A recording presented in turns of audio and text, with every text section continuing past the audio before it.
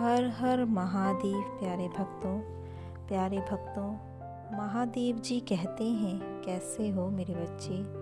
महादेव जी कहते हैं, आज का यह संदेश आपके जीवन के लिए और आपके लिए बहुत ही महत्वपूर्ण है। इस संदेश के द्वारा आज आपको आपके जीवन की बहुत सी ऐसी बातें पता चलेंगी जो आप मन ही मन सोचते रहते हैं और आप जीवन में जो भी पाना चाहते हैं उसे आप कैसे पा सकते हैं, वो सब आपको कैसे मिल सकता है। महादेव जी कहते हैं, यदि आपके पास ज्ञान का भंडार है तो आपको उस ज्ञान को बांटना चाहिए। वहीं अगर आपके पास बहुत धन है, दौलत है, तो वो भी आपको बांटना चाहिए। इसी तरह से आपको अपने जीवन की हो रही कुछ ऐसी बातों को भी अपनों से या ईश्वर से बांटनी चाहिए। आप जितना अपने आप को दूसरों के साथ बांटोगे, वैसे वैसे आपका जीवन धीरे धीरे परेशानी से मुक्त होता जाता है। किसी भी वस्तु का सबसे बढ़िया उपयोग है उसे दूसरों के हित में लगाना। अगर आपके पास पैसा है, धन है, तो आप कुछ धन किसी ज़रूरतमंद को दे सकते हैं और उसकी मदद कर सकते हैं। जब आप ऐसा करते हैं तो आपको अपने अंदर से एक खुशी का अनुभव होता है। आपको बहुत ही शांति का अनुभव होता है। मेरे बच्चे, अगर आप यह सब करते हैं तो आपका जीवन भी बहुत ही सरल तरीके से व्यतीत होने लगता है। अगर आपके पास धन दौलत ना हो तो कोई बात नहीं, शरीर, मन और चिंतन तो है। आप दूसरों की भलाई का चिंतन करोगे तो आपकी भलाई अपने आप ईश्वर करेंगे।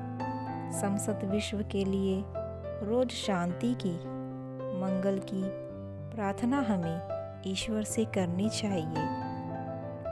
फिर आपको स्वयं ही सुख और शांति के लिए अलग से संकल्प करने की ज़रूरत कभी नहीं होगी, क्योंकि आपने जो यह प्रार्थना दूसरों के लिए की है, उस प्रार्थना में आप भी कहीं ना कहीं एक छोटा सा हिस्सा हो। आपके पास जो तन, मन व बुद्धि का बल है उसे परहित में खर्च कर दो। आप दूसरों से ले नहीं सकते, परंतु दूसरों को दे तो सकते हो। जो आप दे सकते हो वह अगर ईमानदारी से देने लग जाओगे तो जो आपको चाहिए वह अपने आप आपके पास आ जाएगा। अगर आप किसी की मदद करते हैं तो ईश्वर अपने आप आपकी मदद करता है। आपको ईश्वर से मांगने की ज़रूरत नहीं पड़ती। ऐसे ही आपका जीवन यदि परहित के लिए खर्च होता है तो आपके शरीर रूपी साधन के लिए आवश्यकताएं, सुविधाएं अपने आप ही होती जाती हैं। ईश्वर सदैव हमारे पास ही होते हैं, परंतु हम उन्हें इन आँखों से देख नहीं पाते। जब भी हम समस्याओं से घिरे होते हैं और हमें कोई भी रास्ता दिखाई नहीं देता तो ईश्वर से हम सभी प्रार्थना करते हैं और ईश्वर हमारी मदद के लिए वहाँ पहुँच ही जाते हैं।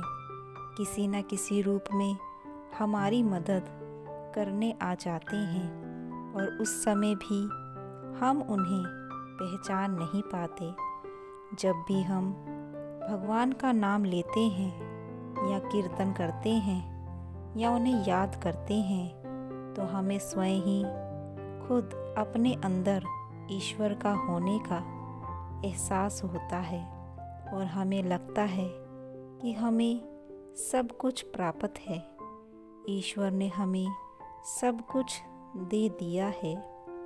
ईश्वर तो सिर्फ आपसे इतना ही चाहते हैं कि आप भलाई करें, आप सच्चे रास्ते पर चलें। जब हम भगवान के बनाए रास्ते पर चलते हैं और हम उन सभी की मदद करते हैं जिन्हें मदद की ज़रूरत हो, तो ईश्वर भी आपकी खुद आकर मदद करते हैं और आपको पूरा जीवन सुख और सुविधा से रखते हैं।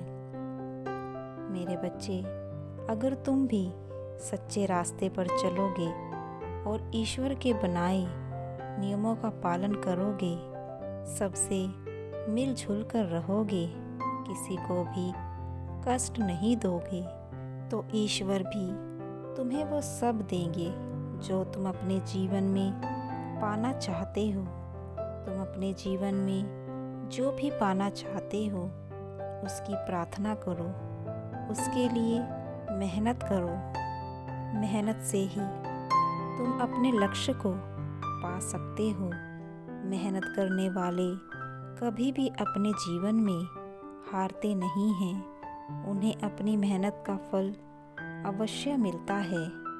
परमात्मा हमेशा उनका साथ देता है। जो लोग ईमानदारी से अपना काम और मेहनत करते हैं। मेरे बच्चे, तुम्हें अपने जीवन में इसी तरह से मेहनत करनी है और तुम देखना तुम्हारे जीवन में भी वह सब होगा जो तुम कभी अपने जीवन में पाना चाहते थे। हमेशा अपना उद्देश्य ऊंचा रखो, सदा परोपकार का भावना रखो, तो आपको जो आंतरिक सुख प्राप्त होगा उसके आगे सांसारिक चीज़ें बहुत ही छोटी लगेंगी। बस अपने जीवन में खुश रहना सीखो।